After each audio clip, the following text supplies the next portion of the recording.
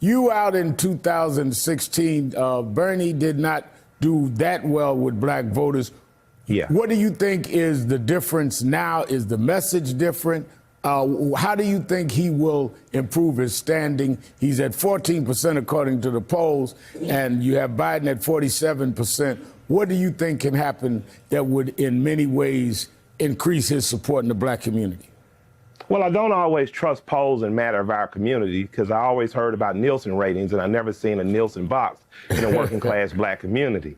But what I know is as I move around the black community in Atlanta and other communities, what I hear is people saying that we need alternatives to the two choices we've been given, which are typically, middle of the road Republican or Democrat, and there's some variations.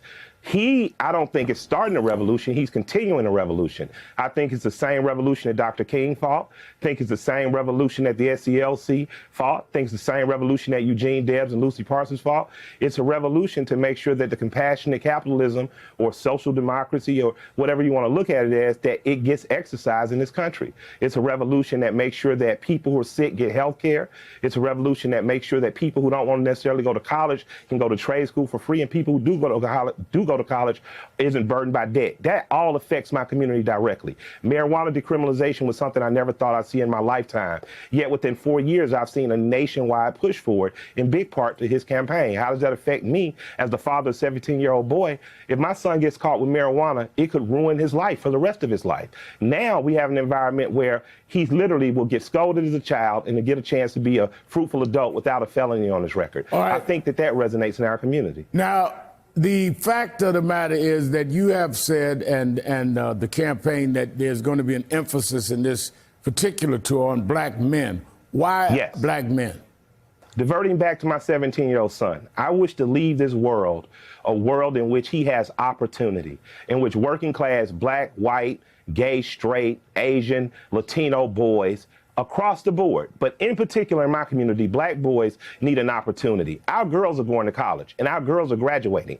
Our girls need an opportunity to get rid of that debt. Our boys are not going to college at those rates, but they want to go to trade school. They want to be the person over the next 20 years that builds the infrastructure of this nation. They should get an opportunity to do that. Our grandmothers, uncles, grandfathers are sick from things like cardiovascular disease and diabetes. As my doctor has me on a weight loss regimen, I congratulate you on what you've done over the years. I'd like to see more black men be able to do that. They can't do that without proper medical insurance. Universal health care will give them that opportunity. Not only go to the doctor when you're sick, but go to the doctor to get a plan never to be sick. I think that resonates. So in my mind, he's a continuation of what I saw with the Poor People's Campaign under the mentorship of the people that marched with Dr. King, and he's a continuation of a 100-year campaign of Eugene Debs and what we were trying to make this country is, and that's really what it can be, and it can be great. Now, when we look at the fact that Bernie Sanders is saying all of these issues that he's raising and the plans, one of the things that came up in this campaign was reparations. And many of the candidates have said they would support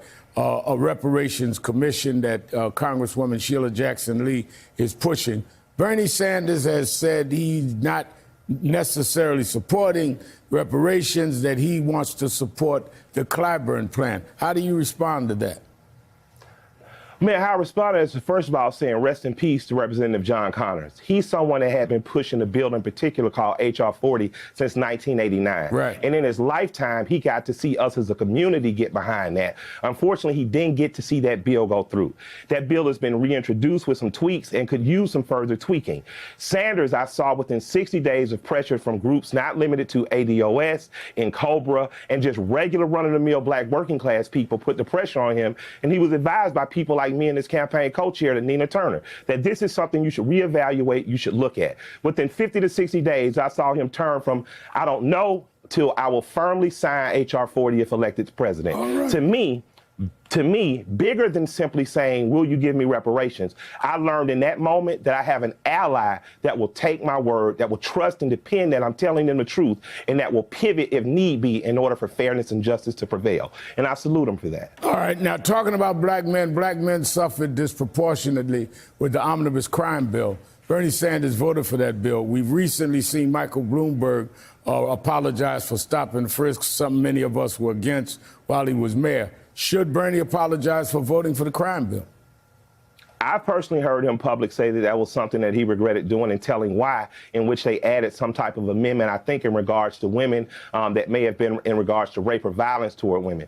I think that he and many politicians regret that bill. I hope that more politicians who voted for the bill regret it. And bigger than that, I remember Bill Clinton saying one time in response to an audience saying that you voted or you signed that bill. He said, your leaders asked me to. And that's including but not limited to people like my grandparents and ministers, many people who your comrades, and at that time, man, crack we was one fought of the about it. scariest You're things. right about that. We had a big fight about it. And I think that all of us from those times, I was just a child, but I think that all of us have some soul searching to do to say we were all in a panic mode and we did the wrong thing, but now we have an opportunity to do the right thing. Well, let's talk about the state of the race. And I want to back up for just a moment to a couple of days ago and the election victory for conservatives in the United Kingdom. Joe Biden suggests that bolsters his electability here in the U.S. against President Trump.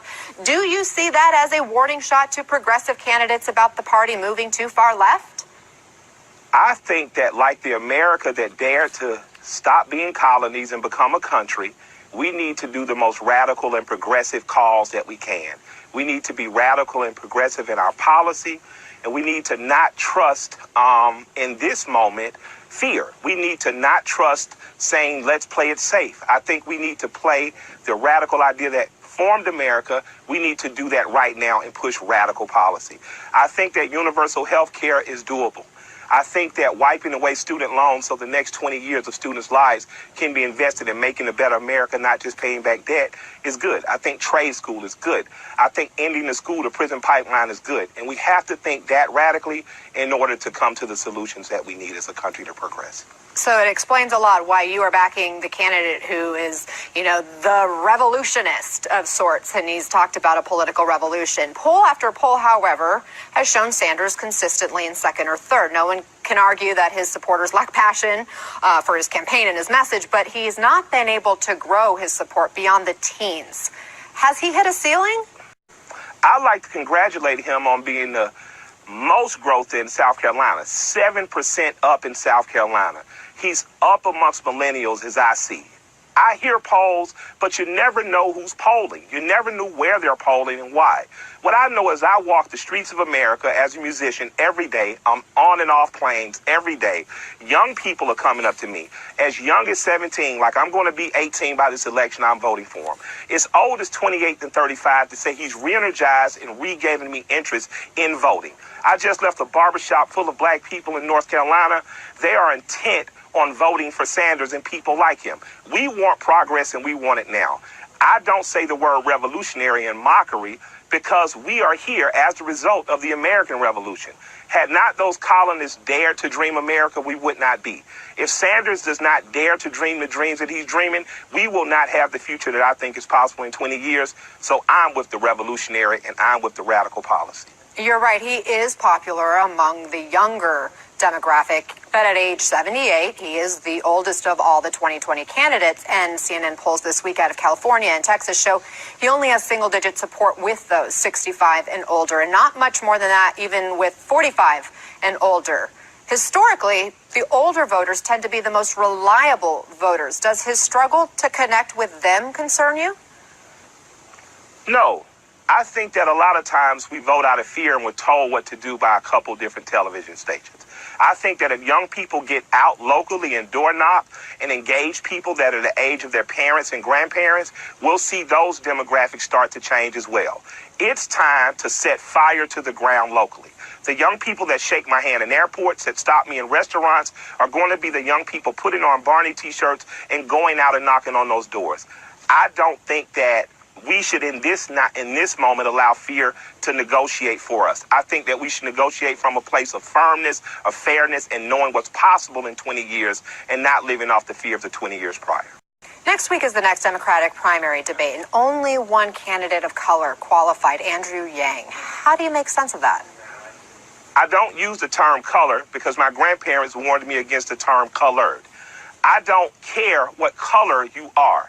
I care how your policy affects my community. I'm black, from a black city in Atlanta. I'm from a place where 54% of all African Americans live, and that's the South. And in terms of communities of color, be they black, Latino, or other ethnicities, I think that the policy of Sanders' campaign, much like the Poor People's Campaign of Dr. King or Eugene Debs' campaign 100 years ago before him, it is a line for all people, not just people of color, not just white Anglo-Saxon Protestants, but all people, which includes my community, the black community. You know, sometimes people assume minority voters will automatically support minority candidates. You're obviously an example of how that's not always true. You support Sanders. Joe Biden, for example, continues to have the most support of all the candidates among black voters in places like South Carolina. Why aren't the candidates of color, the minority candidates in this race, resonating more? I don't have the answer to those questions as I wasn't in their campaign. The campaign I'm with has risen 7 points in South Carolina, and that's Sanders' campaign. And it's because he's not asking you to vote for him on matters of color or matters of people of color or matters of just being black, on just matter of being sympathetic to our cause for over 60 years, because he was the guy that was chained to black people protesting 50, 60 years ago. He's asking because his policy directly affects our community. Well, how does it do that, Michael? We know that disproportionately health care is something that's not afforded to black and poor people in this country. His policy directly affects that. We know that the school to prison pipeline must be ended. We know that his tuition program for trade and college programs help to end that. We know that we need restorative justice in matters of marijuana. His policy does that. And we know we need to radically end how we deal with prisoners and addiction in this country, and he also deals with that.